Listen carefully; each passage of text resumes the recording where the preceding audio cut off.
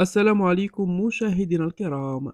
موعد وتوقيت مباراة اتحاد العاصمة الجزائري وسوبر سبورت الجنوب الإفريقي في الجولة الثانية من دور المجموعات من كأس الكونفدرالية الإفريقية لسنة 2024. وكالعادة مشاهدينا الكرام لا تنسوا الاشتراك في القناة وتفعيل الجرس ليصلكم كل جديد.